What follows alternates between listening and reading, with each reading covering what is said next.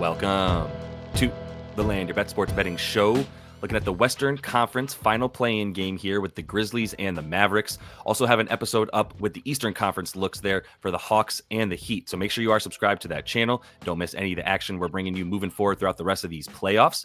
Going to be taking a look at some of the matchups here, get into the insights and data that you need to make those plays on Friday when you're looking at this game between the Mavs and the Grizz. So if that all sounds good, give this video a like. Let's get right into it. As we jump into these matchups, quick reminder that if you want to jump into the VIP for 50% off your first 3 months for these playoffs, you can use code YOFS25. That'll bring you to the end of the playoffs here, as well as into the W as soon as we get started on that with the WNBA going really soon here in the summertime. Hope to see you guys in there. Got the VIP chat going. Plenty of looks for baseball, as well as Buddy Irons is putting together a ridiculous win percentage and units profits made so far this year. So hope to see you guys in there. But let's go ahead and look at these matchups here with the Mavericks on offense to kick it off. I do think we're still going to see Naji Marshall start for the Mavs, even though Brandon Williams looked awesome and is a way better point guard than anybody that they have on this team right now. We'll see Naji start most likely. And I do think Ja Morant is on Naji to start, so you can get Desmond, Bane on Klay Thompson, kind of take that out, and then you'll put Vince Williams on PJ Washington there. Triple J, Jaren Jackson Jr. will be starting on Anthony Davis. That's my prediction anyway, but he and Edey are probably going to switch things up a bit. We've seen when Jaren Jackson Jr. played against the Lakers, when AD was on the Lakers, he guarded a guy like Rui Hachimura, and then Edey would be the guy guarding Anthony Davis.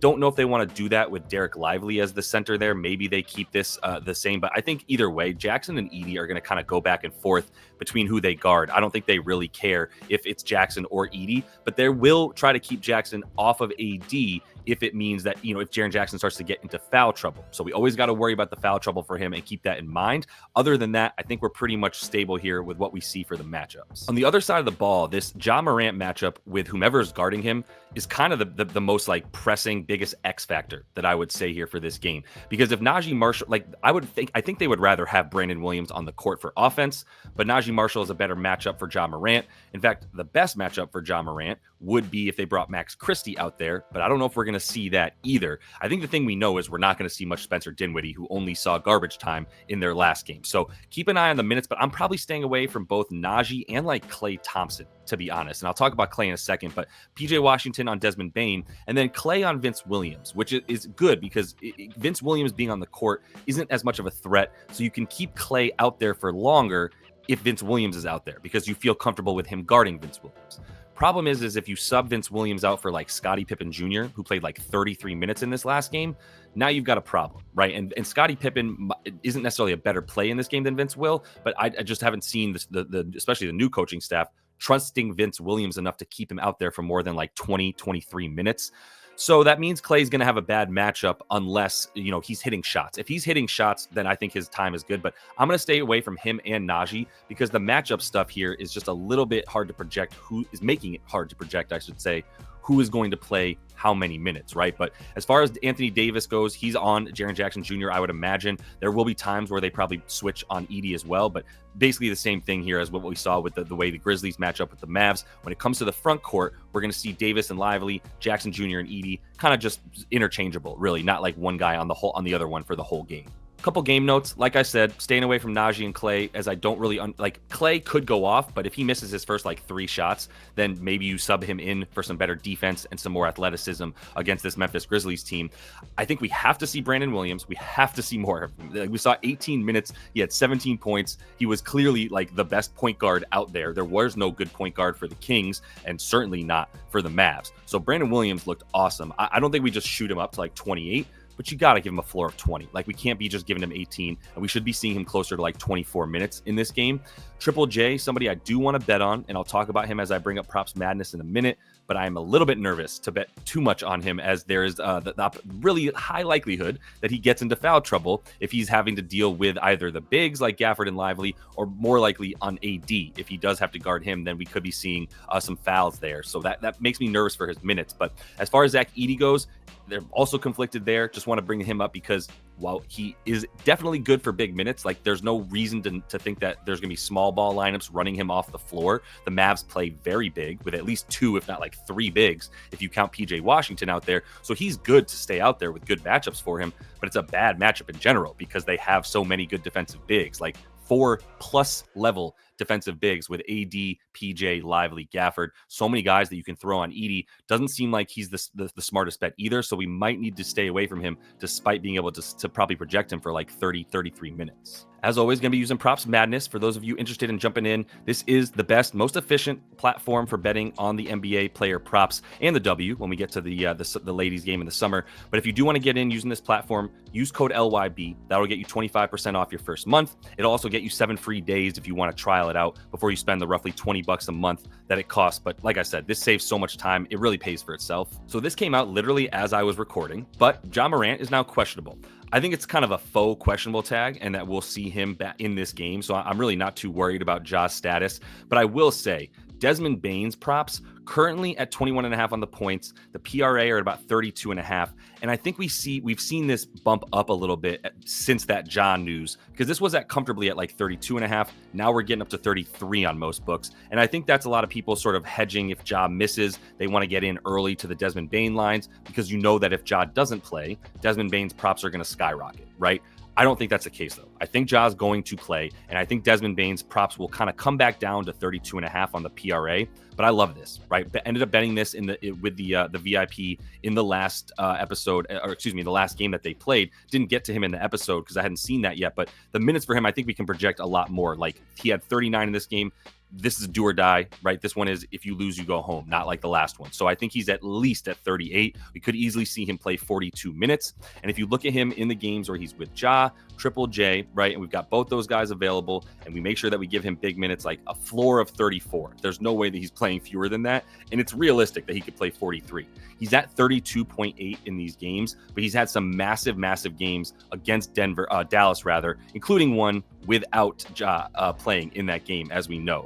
And I believe, Triple J might have been missing in that one, but we know that he's capable of it against this Dallas team, as he was missing Triple J in the last one, not Ja, and that helped him get a lot more. But Ja was still out there, right, in this last game where against Dallas. So even though he has PJ Washington on him, and we've decided that's most likely going to be the guy guarding him for a good amount of this game, still like Desmond Bane as a spot up shooter against this defense to really be, they're going to pressure it a lot more. It's harder to get to the rim. Spot up shooting is going to be a lot better. So I see Ja having to force some kickouts to a guy like Desmond Bane and him getting some love on the points. As I jump down to Brandon Williams, go ahead and give this video a like. Make sure you're not missing any of the action the rest of this postseason by subscribing to the page as well. Goes a long way to help the channel, so much appreciated there. I got to get to B. Williams, though. I was just talking about him a minute ago, how impressive he is. We're starting to see more props come out. We still only really mostly have points. Actually, just got assists on some books, but not on all of them. Prop Builder seems to have the dimes. Love 2.5 as well for him. But let's just start with this, right? Let's not worry about head-to-head. Let's just start with the points at 9.5. Look at the games with Anthony Davis now. And this just happens to be the games that he's getting minutes and run with this team because he's been hurt. He's been playing with the G League, but he's here now. He is the point guard of this team. And this is going to be a fast-paced game. Really like the over in this game as well. I think that Dallas will be good to come along for the ride as Memphis keeps the pace super high like they always do. And that Brandon Williams, if you look down at the way he scores, a lot of his points coming off transition. He is a good spot-up shooter, but he's just attacking the rim. That's how he gets these free throw numbers and the pick-and-roll ball handler stuff. That's where I see him thriving in this game. And this team on the Grizzlies, this defense has gone straight down. Just keeping it here for a minute, all of these things have been consistent all season, and they've only gotten worse, actually, in terms of transition defense, free throw defense, pick and roll ball handler defense. They try to overpressure the point guard. If you're anybody who can get downhill and get a head of steam, I'm trying to say, going to the rim, you're going to look really good against this Memphis defense. So love Brandon Williams. Doesn't really need to hit very many shots, but I think he's good for at least 20 minutes in this game, and that should be good for him to get to 10 points.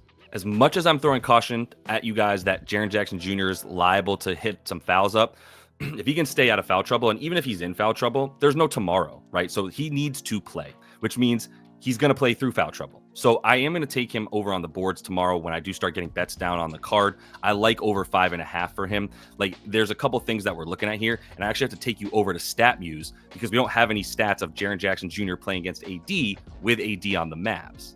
So pulling up StatMuse real quick so you can just see the last 4 games that he's played against Anthony Davis. One of them coming earlier this season here. 2 of them earlier this season.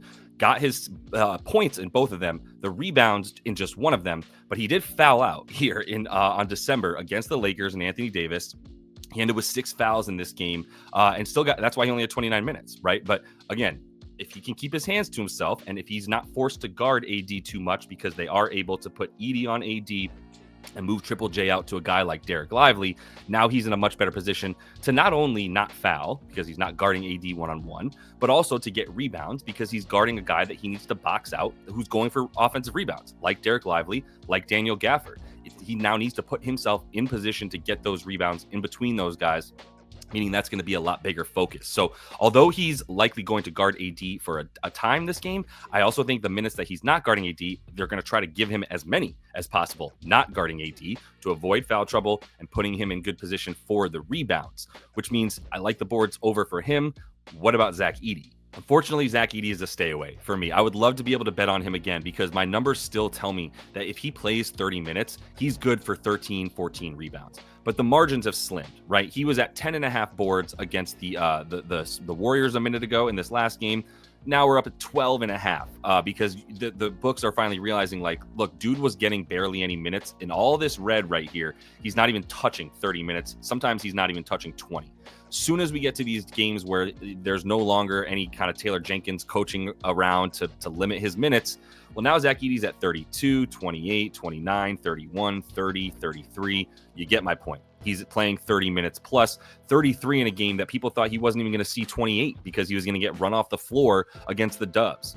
Didn't happen.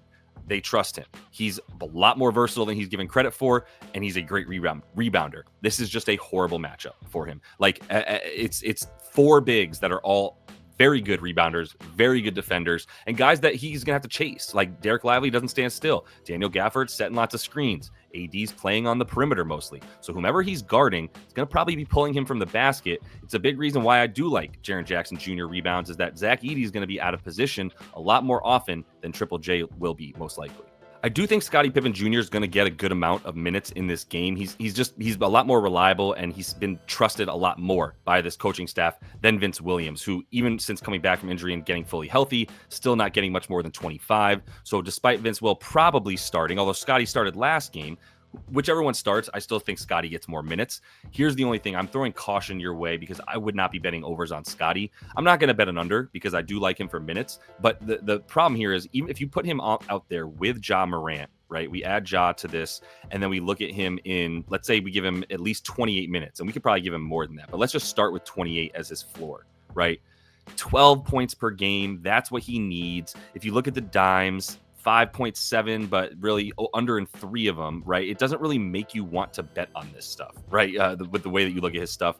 Rebounds, especially 4.5 or plus money, not really interested in that, no matter how many minutes he's playing, because in these amount of minutes, he's still averaging 31 per game. When we put his floor at 28 minutes, still not really getting to the numbers that they have for him here, even in that amount of time. If we give him 30 plus minutes, doesn't help, right? Not a huge sample size with Ja because he's not normally playing that amount of minutes, but it doesn't really help. It still keeps him right at his averages. It's still about a 50-50 bet, and we're not getting 50-50 odds here for him to do this stuff. So this is a stay away from me, just another little bit, a bit of caution as something that I wouldn't be eager to bet on in this game.